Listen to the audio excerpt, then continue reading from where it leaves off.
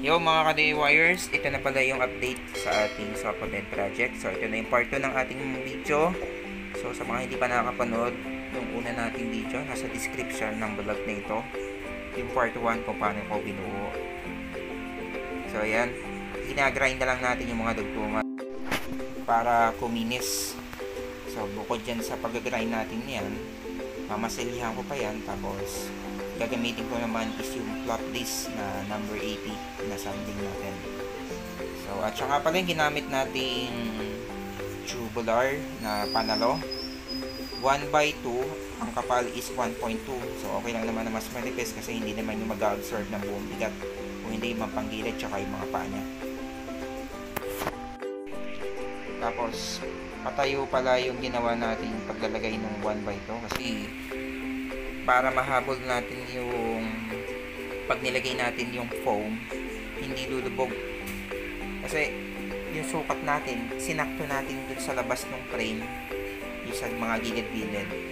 Kaya kung ilulubog ko yung, o ilalapat ko yung palapag, kapag hiniga natin yung, or kapag tinupi natin yung sofa bed, hindi even or hindi pantay dun sa ating foam. Medyo magkakameron ng complicated kapag naka-fold at saka kapag nakahiga. So kaya ganyan ginawa kong setup. So yan yung ginamit natin mga sasandalan, yung mga tira-tirangan natin na 3/4 by 3/4 na tubular. So kaya nakagawa tayo ng pangalan. So mas mahirap pa nga palang gawin yon kaysa dun sa straight lang na yung straight lang na tubular, compared dyan sa nagawa pa ako ng art na hindi malaman kung art nga ba yan o medyo nababasa naman pala na pangalan ng YouTube channel natin na Kawiti. So yan yung mga gilid-gilid pala ng panalo, hindi ko na winelding.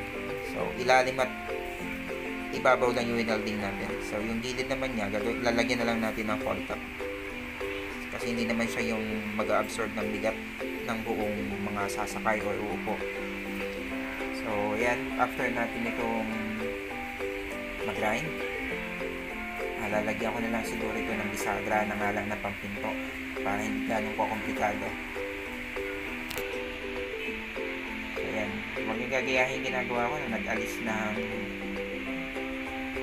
guard sa mata. Pero nag-grind lang naman tayo, so hindi naman ganun hindi naman ganun ka dangerous, kumbaga. Hindi tulad ng cutting disc na kapag umipit talagang delikado, baka tumama. So ito, makunat naman yan. So ingat na lang dito sa puwing. Siyempre, para hindi ka mapuwing, huwag mong yan yung tansik ng alipata kung baga kung tawagin, o buhangin may apoy. So ingat na lang. So nahirapan kasi ako mag-grind, hindi ko makita gaano hindi ko maninag na kung flat na ba, kaya inalis ko yung eye shield ko. Pero sa pagkakat talagang naglalagay tayo ng shield kasi delikado. So yan, kinisin lang natin ito mabuti. So yan, kukunin na lang natin yung ating pinapatahin na leather case ang ating ginagawang sofa bed. So hindi pa kasi tayo marunong manahi at isa pa wala pa rin tayong makina ng pantahi. Pero sooner or later baka sakaling mapag-ipunan natin at bumili tayo ng sewing machine na pang upholstery para matutunan na rin natin at ibahagi ko rin sa inyo kung paano magtahi ng mga pang upholstery sa ating mga sofa bed, mga chair product na ginagamitan ng mga leather and fabrics. So yan, kasama ko yung dalawang aking makulit na anak.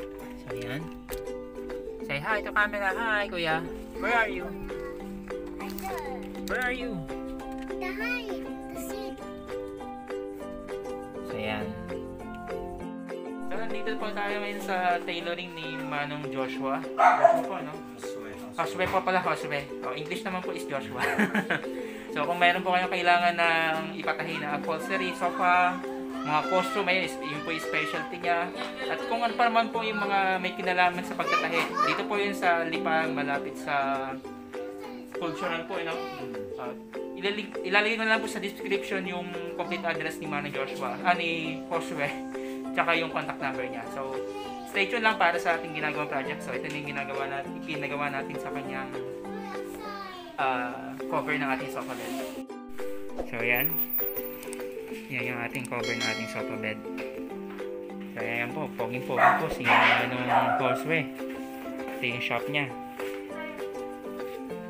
So, basta may kailangan po kayo ipatahi at malapit po kayo dito sa Lipa, diretso lang po kayo dito kay Manang Josue. Magaling po itong tumahi talaga.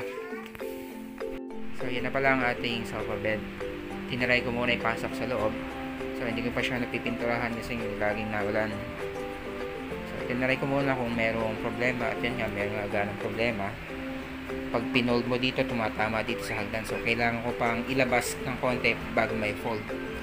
So, okay na naman siguro yun. So, yan, tatry ko muna i-fit yung ating pinatahing sofa bed cover ng foam. So, yan yung una, nailagay ko na, yung throw pillow. So, subukan na lang natin yung ating leather case.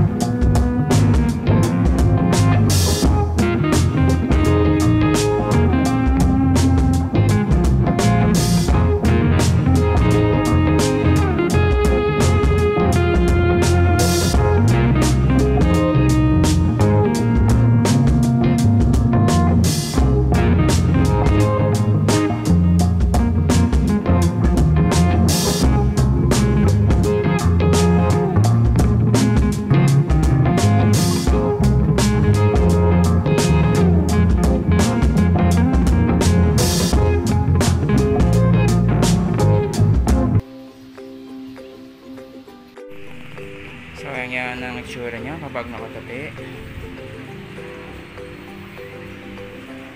So, ayan. Ganda yung pagkakahatahin ng ating upholstery.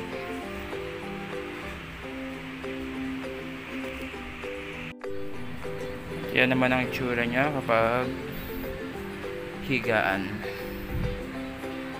So, ayan. Pintura na lang ang kulang. Sana uminit na natuluyan para matapos na natin itong project natin. So yun, kung may napapansin kayo, mayroong pangalan ng ating YouTube channel.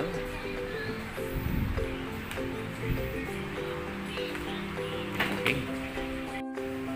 So yun mga DIYers, inanamnam ko muna ang mahiga dito sa aking sofa bed project. So pintura na lang ang kulang nito at okay na. So, gagawin lang natin pala ng separate vlog para sa pagpintura ng bakal na gamit ang automotive lacquer. Naman-mano ang pagpipinta kasi wala pa tayong airbrush at compressor. So, maganda kasing gamitin ng automotive lacquer sa bakal din kasi makapit, hindi basta-basta nababakbak kaysa sa enamel or epoxy enamel. Mas maganda gamitin ng automotive lacquer. So yun, patuloy lang kayo tumutok sa aking YouTube channel para sa iba pang karagdagang tutorial para sa ating sofa bed project at para sa iba pa nating gagawing mga vlogs soon. So sa mga hindi pa nagsusubscribe, please subscribe to my channel na Tabiti at click na rin ang notification bell para maging updated kayo sa aking mga binablog. So salamat sa pagtutok niyo sa aking YouTube channel.